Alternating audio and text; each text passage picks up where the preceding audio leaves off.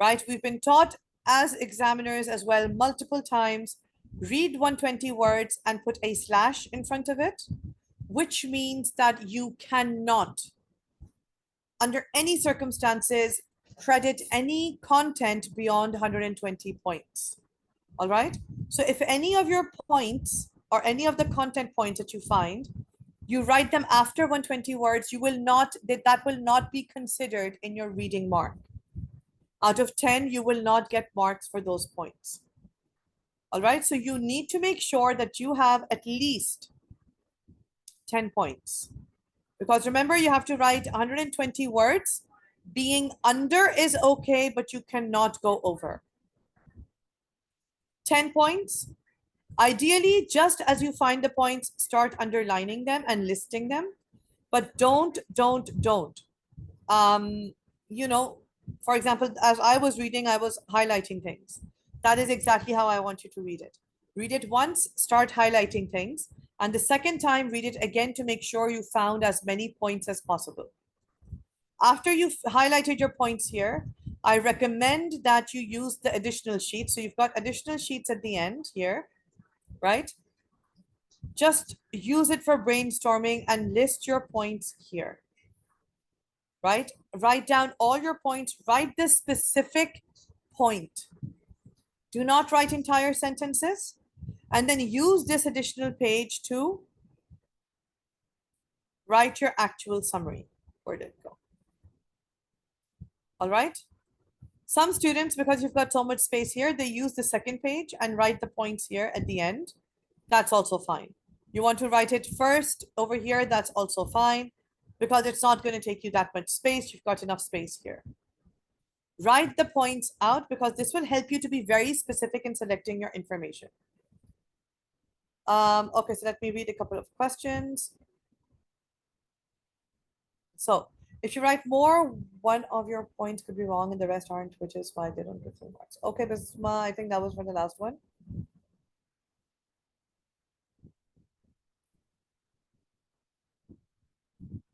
Sharam, beta, make sure the aisle isn't congested. You have to take the clear point out of this. So what you need to do is come up with the point. Don't rewrite that point as it is. What you need to do is you need to write down that, you know, at all points, the aisle should be clear. So don't put your stuff there. Don't stand there and chat with people. You know, try to keep the aisle clear. Bisma, even if it's a few words, not a single word over 120. I cannot impress this enough, right? I cannot show you the marking schemes that are sent to examiners. They're slightly different than the marking schemes here because they give us very specific instructions where to give marks and where not to give marks, right? But it clearly says, do not credit any content after 120 words. Aren't we allowed to write about 10? No, you're not. Kamel, you are not. I'm talking about summary only. You can go 10 words above in other sections. I'll tell you which sections you are allowed to push the limit, okay? So you cannot push the limit in summary writing questions, right? Komel beta, I'm pretty sure it's not allowed. Trust me on this one. Do we need to write the first sentence? Okay, so Saad beta, we don't need to write an opening sentence. What you need to start your summary with, this is actually a very good question. So you can say, you can start with the main way that you can ensure safety of everyone on the plane is, and then continue on from there. So just have like a lead-in sentence. Don't write an introductory sentence though. Okay, so don't write that introductory sentence. So Kumail, have I answered your question? I think I have. So you start with a lead-in sentence and you don't write, you know, an introductory sentence. So don't do that. Just start with your points. What you can do is now paragraph, some people say miss one paragraph, two paragraphs. Ideally, beta, keep it to one paragraph. But if you, for your own sake, want to write the safety points in one paragraph and the comfort points in one paragraph, that's also fine. Ideally, just write it in one paragraph, right? Because there was this one year that they were very adamant about it, but at that time the instructions were slightly different. But this is my recommendation, one paragraph, one long paragraph, and just put in the points. Now, if you look at the marking scheme lists up to 12 points. Now, because Ms. Bushra said minimum 10 points does not mean, okay, fine, you got 12 points, so you're going to not find more than 10 points. Find as many as you can. The general guideline I can give you is they give you between 10 to 12 points, max 13. They will not give you more than those. Suppose you found all of them, right? You have all of them. There is no point in you, there's no point in you incorporating all of them. What do? You look at the word limit. So suppose I have average sized handwriting. I write 7 words, right? Per, okay, let's just make this easier. I write 6 words per line. So the given line, I write 6 words. I'm sorry about the quality of my writing, but I'm trying to write it as beautifully as I can in the situation. So 6 words. From the beginning, count. So 120 divided by 6 is what? Who's going to tell me? What's the answer? 20? Am I correct? 6 times 2 is 12. 20, yeah. Count 20 lines. So 1, 2, 3, 4. Just count your 20 lines. Let's just suppose for the sake of example, this is line number 20. Just put a small mark beside it. This way, before you start writing, you know. So suppose I'm writing and I reach this point over here, right? I know I only have 2 lines left because with my average, I will then go over the words if I go into the next line. And you've got all 12 points, but you're on point number 9, right? Then you don't need to include the other 3 points, right? If you feel like you can incorporate 1 more point, that's fine. The number of points is not relevant as long as you have implied ideas and explicit ideas, all right? So you need to have both implicit and explicit ideas here. So if you leave the last 2 points and adhere to the word limit, that's a better idea than going beyond the word limit, because they will deduct marks for you. Where is it? Yeah. They will deduct marks in your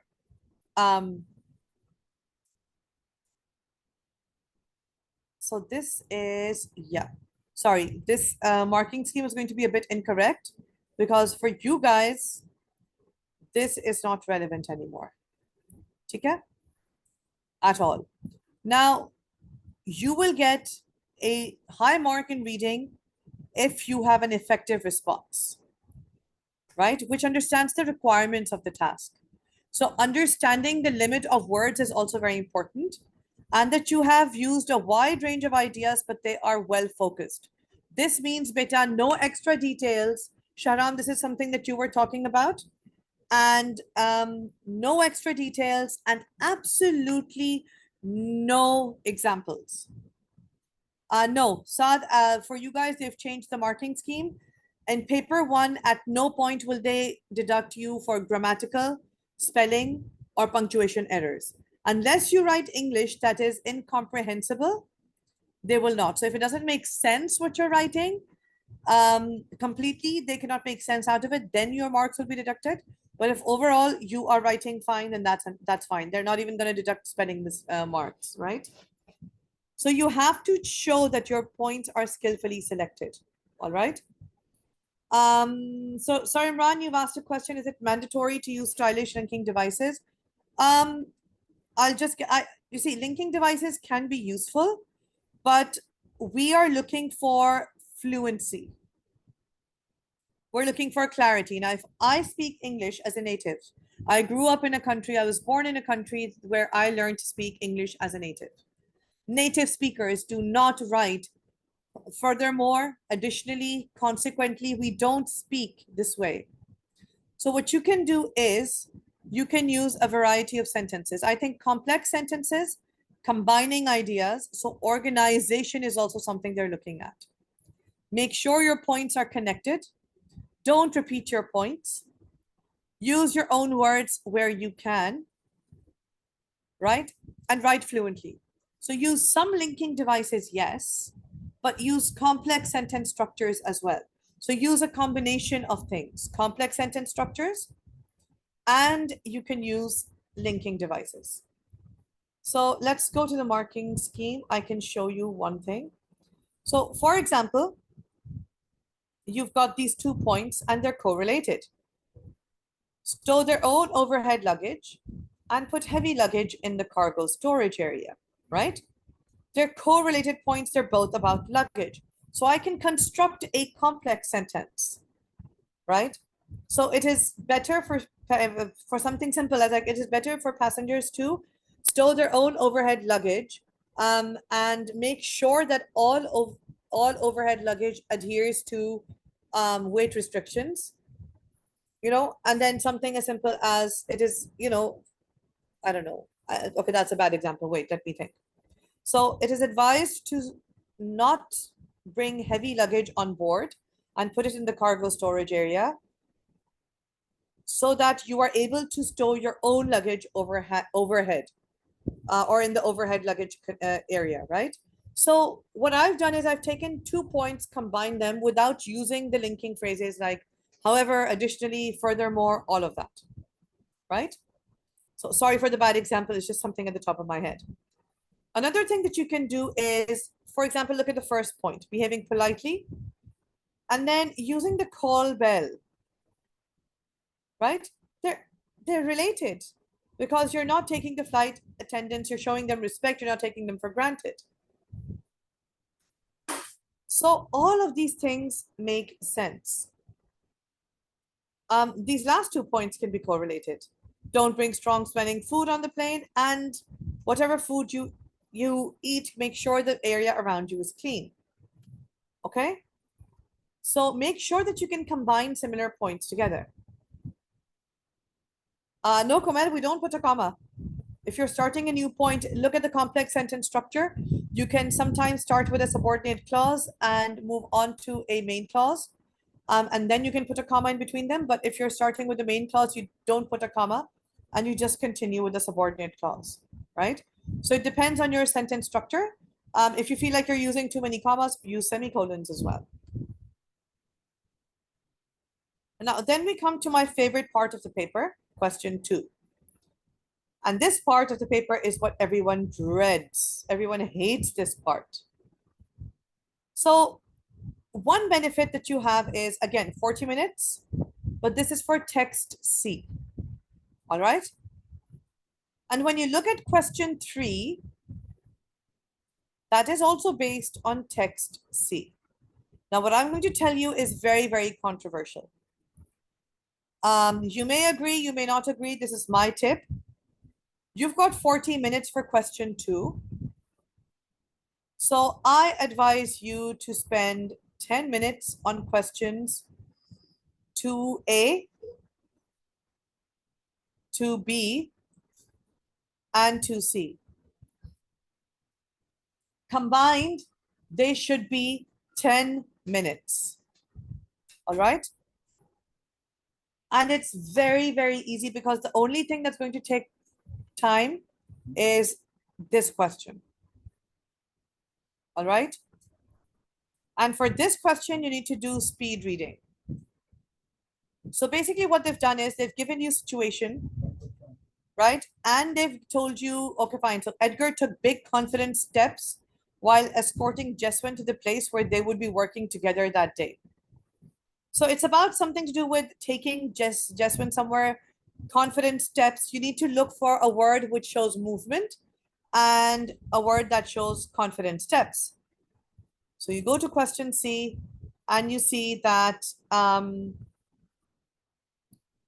this is about, you read the description and you're like, okay, so this is about training a new person. So maybe it's in the beginning. Edgar laid his large hand on Jeswin's small shoulder and strode on, and you found the word.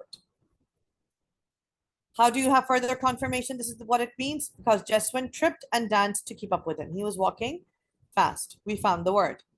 Jeswin realized at once that the members of the family approaching could be in need of help. So think about words that could replace it here. Realize at once. Okay, he immediately realized in an instant, something along those lines. That's what you're looking for. And you keep going and you keep going and you keep reading. So you're looking for speed reading. Don't read each and every word. Read words that could be immediately something that could show, you know, something very quick. We're looking for something quick. He immediately realized it. And here is the word immediately. So when I found the word immediately, Jeswan immediately understood that this family might need support, right? And I found the word. Jeswan felt happy. So what words could you feel happy? Satisfied, proud, that his job was mostly going well. So if his job, he's new to the job, is going mostly well, then we are looking for something like he's, kind of happy with himself. So again, this is all, I'm not even reading the sections where it's saying Edgar talked about it. So I want to see Jeswan is happy. So I see Jeswan, he approached, okay, nothing about being happy. Edgar watched him, this worried Jeswan. Okay, Jeswan is not, this is not a happy emotion, this is not the one, right? So again, I see the keyword Jeswan was pleased with himself. Does this show he's happy, he's proud? Yes, you write that in. Jeswan believed that the older man was not guilty of trying to steal from the other man. Again, it's focused on what Jeswan is thinking. And so far, nothing from Jeswan. And we go, and oh, we got something about stealing the wallet. Maybe this is where the, so do you see we're speed reading, looking for keywords, stealing the wallet. Okay, now Edgar's words, we don't want that.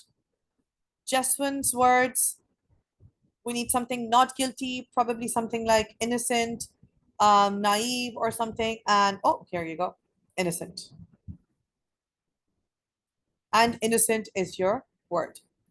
Now, Kumail, you're asking, so we just write the word we found in this text? Yes. That is all you are required to write down. Look at the marking scheme. Where is the mark? For this word. Everything in the brackets is extra. All right? So everything in the brackets is extra. They're accepting responses that repeat some of the questions 10. All or some of the questions 10 though. But what are you doing? If you're going to write an entire sentence down here, you're wasting your time. You don't have space. You're going to squash your answer in. Just write what you think is correct. All right? But make sure you've answered all parts. So for example, here, realize at once. At once was immediately, realized is understood. So immediately understood should be your answer here. Just make sure you've answered the question fully. Here, you don't even need to read the text, and I would advise you at this point, don't. Because I don't want you to read the text in question 2. Why? Because you need to spend more time in question 2 analyzing the text than reading the text. They give you the paragraphs, focus on those. So Jeswan wriggled to detach himself, read the paragraph carefully. And keywords, using your own words, we have to explain what the writer means by each of these words. What does this literally mean? So Kumail, if I say, oh Kumail, you're such a handsome boy, what does it literally mean? So my entire sentence would be, Kumail, you're such a handsome boy, I wish you would, buy me a Magnum. Now, what do I literally mean by handsome? That I think, Kumail, you're good looking, which I'm sure you're very pyara bacha. But what is my implied answer here? That I'm just, buttering you up so that you'd buy me a Magnum. They're not asking for the implied meaning. They're asking for the literal meaning. What does it mean? So in context, Jeswan wriggled to detach himself. So he's trying to free himself. Just write that down. Today to Edgar to learn his job, make sure that the passengers have the documents they needed to fly. So you can say the papers or the correct paperwork, even that works. Showing them where to take their luggage and giving helpful and friendly advice. Helpful. Do you guys want to tell me what helpful means? Anyone? Where are my girls gone? Useful, Mariam, that's a good one. Anyone else wants to tell me? Useful in context is perfect. And do you see they're giving you lots of different options. You can even make them specific to airports. And here you go, helpful. Practical was the word that was coming in my mind. Useful is absolutely fine. Now, question C. This question is pretty interesting. Same thing, but what they're doing is they're saying use your own words to accommodating, no. Practical, useful, something along those lines. Let's see if accommodating can be used. Relevant, valuable, constructive. These are the words they're looking for. All right, so in this paragraph, you have to do one thing. Look for one example only. How the writer suggests Edgar's thoughts and feelings. So you need to find an example that looks for Edgar's thoughts and feelings and explain how the writer is suggesting that. So there's so many different things here. So something like, I've got a report to write for the boss tonight, huffed as Edgar. That could be one thing. He's huffing. This shows feelings. He's frustrated. He's exasperated. He feels like he's got better things to do. You've got an interjection, ha, the exclamation mark. You can choose that.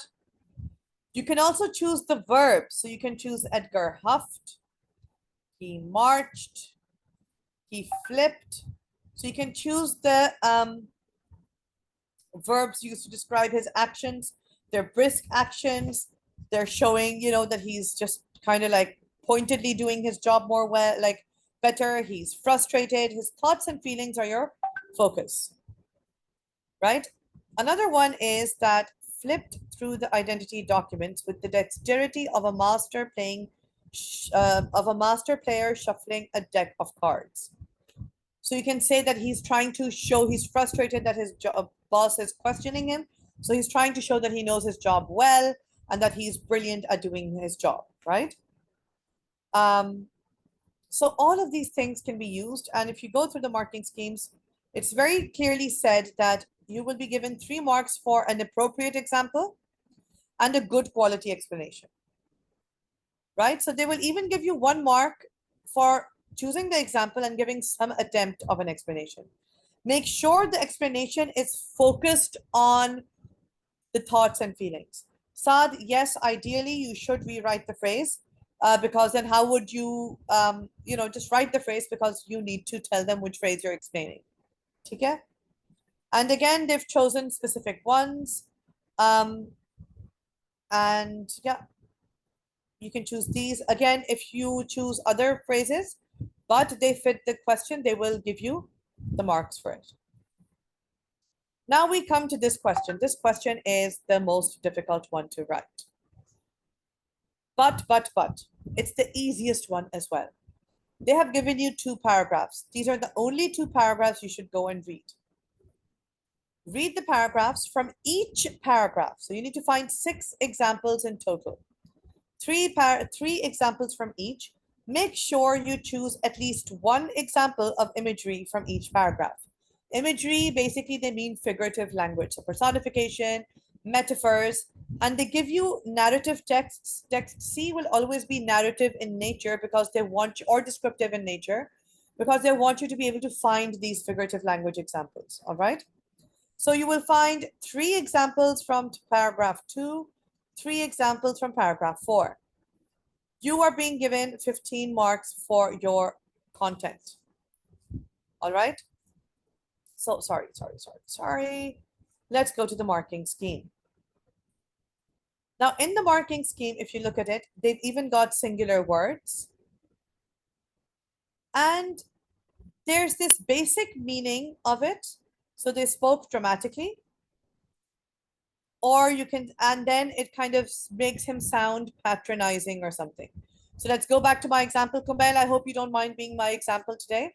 So when I said Kumail is so handsome, of course I'm his favorite teacher. He's going to buy me a Magnum. So What is the meaning of my words? Right? I think Kamel's very good looking and I want ice cream, but I'm also trying to use a little bit of makhan here to get that ice cream out of him for free. So I do sound as if I'm mocking him, right? Even though I'm not mocking him, but I sound as if I'm mocking him. It's like a snide remark. So a good tip that you can do is write the example. Yes, Saad beta, write the example. I'm so sorry, Kumel. Even if you don't find buy me the Magnum, I still think you're brilliant. So write the example, write it exactly like this. Saad beta, I would advise you to do it this way. Just write the example, use a colon, and in 50 words. So because you've got, wait, this is a horrible 5. I can make a better 5. 50 words max per example. Why? Because you're looking for 6 examples, you've got max 300 words. All right, so write not more than 50 words per example. Now, some examples will obviously require more explanation if they're longer. If they're shorter, you can write a shorter explanation. What will you write? You will talk about the basic effect or the immediate effect. So, for example, announced, it was very dramatically spoken, right? Because he wanted to emphasize it. What was the effect of this? The deeper implication, it sounded a bit patronizing. He sounded a bit smug, right? So what is the first literal kind of meaning and then the figurative meaning? Basically, they want you to do in this question what you've done in question 2 and 3 together. So in 2B and 2C together. In 2B, we just wrote the basic meaning of the word. So this is what the meaning in context sort of means. And then in 2C, oh wait, this is what it implies. All right. So this is what they expect you to do in question 2D. Find 6 examples. Make sure you have one. This can be visual imagery. This can be figurative language. This can be anything. So, and you have to do that for both paragraphs. Now, this question is actually so simple, isn't it? But students, I need you to remember one thing. Do not write an opening sentence or a concluding sentence. You're not getting any writing marks. There is 0 writing marks. 15 marks only and only for the content of your answer. There is not a single mark given for organization and structure. W2 is not being marked here. So do not, under any circumstances, do this. Just write it the way they've done it. If you want, you can put them in paragraphs, that's fine.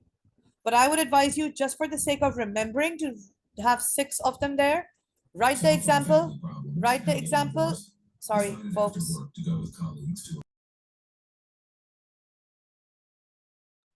Sorry. So just write the example. There's a colon there. And then write your explanation in front of it. 50 words. So how much time do we spend on this section? I want you to be very careful about the examples you choose. So spend a good 30 minutes reading the paragraphs carefully, thinking about which examples to choose, and then writing a proper explanation for each one of them. Do this section slowly. All right. If suppose, because you see, question 2C, did you need to read the entire text? No. This is here. It's easy enough. You were able to do it in 3-4 minutes. You can do this question in 3-4 minutes as well. This is the only section in question 2 where it should take you a longer time because you're looking for the words in the text. But if you follow my technique of first thinking about the words, okay, so we need something movement, right? And look for keywords. That is how quickly you will be able to find the words as well. However, if you want to be sure and go a bit slower, that's fine. But do not spend more than 15 minutes. So 10 to 15 minutes I can allow, not more than that, because remember, you're taking time away from this section. So that means if you're taking 15 minutes there, you'll need 25 minutes here. Make sure you find language, even like good language examples that you can explain. Don't look for things that sound fancy. and then write down a stupid explanation and by repeating most of the words. Don't do that. Use your own words, show the effect. This is an easy 15 mark. It is very easy, if you look at it, to score good marks in this. Look at what they are looking for. They're just looking for judiciously selected language. So if you've got careful selected language with high quality comments, so you're talking about the meaning, the associations of the words and phrases, right? And you're showing the writer's reasons for using them. You've got your points. So select them carefully. Make sure you give the meaning and the association. Basically, that means in context. So give the meaning in the context. Think about, is it a positively used word, negatively used word? Then you are demonstrating that you know why the writer used that word. What is the effect of it? Then the fact that you use imagery. So if you don't use imagery, you will lose marks, okay? And there is clear evidence that you understand. So the quality of your explanation, that you understand how language works, right? So Kumail uses a emoticon. He sent me a message with an emoticon in it because I keep saying his name and I keep using him in my examples, and he's saying, GMS, no problem, and there's an emoticon. To me, that means he understands I need somebody's name and he's happy, he's smiling. He may not be actually laughing, but he's not like unhappy either.